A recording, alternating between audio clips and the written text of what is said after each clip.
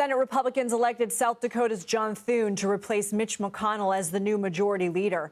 Thune was elected to the Senate in 2004. He's been the Republican whip, which is the #2 position in GOP Senate leadership, since 2019. Thune was elected Wednesday by secret ballot, and he spoke following the vote. He said the Republican Party is united.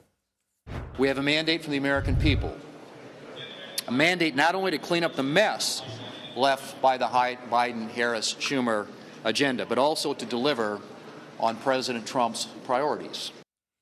CBS News congressional correspondent Nikole Killion joins me now from Capitol Hill. Nikole, how did today's vote go down, and what does it say that members rejected some of the more right-wing Trump-aligned options?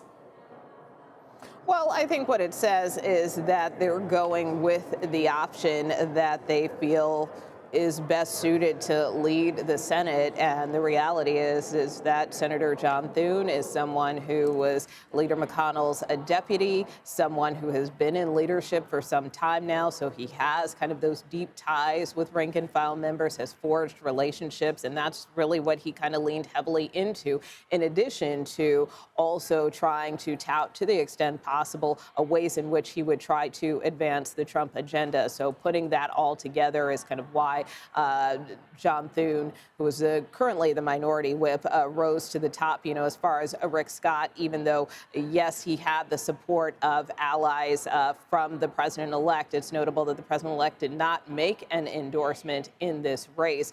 So ultimately, that seemed not to carry as much weight with members. And also important to note that this was all done by secret ballot, so members could really vote their conscience on this one. What will Thune be tasked with?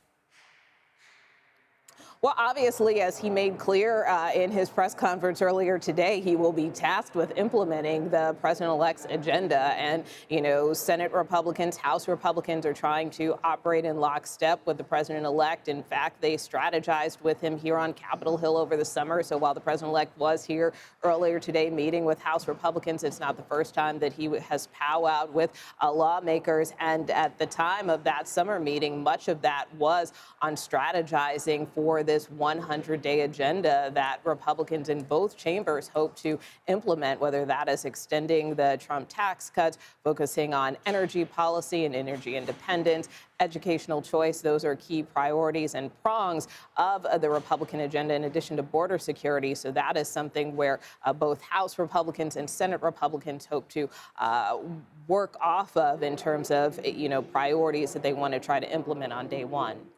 CBS News has projected Republicans will keep control of the House. The current Speaker of the House, Mike Johnson, will be the House Republicans' nominee for the position once again. What can we expect from him now that he's had a little over a year of experience in the role? And does having a Republican majority in the Senate impact anything for him as well?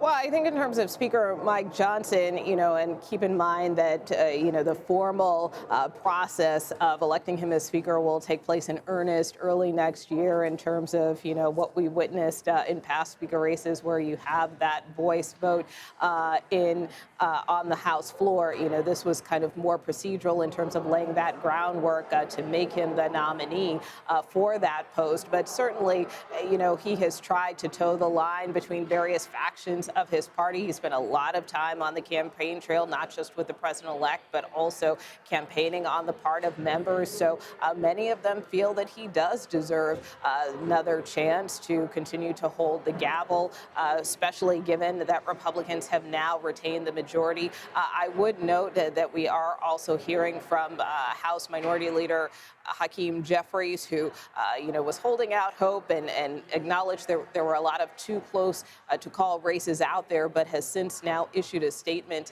in light of that call that House Republicans have won the majority, saying that in the new Congress, House Democrats will continue to seek bipartisan common ground on any issue whenever and wherever possible to make life better for the American people while pushing back against the right extremism whenever necessary. So that kind of gives you a sense of what the Democrats' posture is going forward, understanding that where there are those opportunities to work with Republicans, they're willing to do so. But but at the same time, they also see themselves as a check on the Trump agenda. And also, their task going forward is certainly to kind of do some soul searching. And we know even starting tomorrow, they're going to start having these listening sessions with members, House Democratic leaders, that is, to try to understand, what went wrong for them this election cycle and how they can course correct going forward.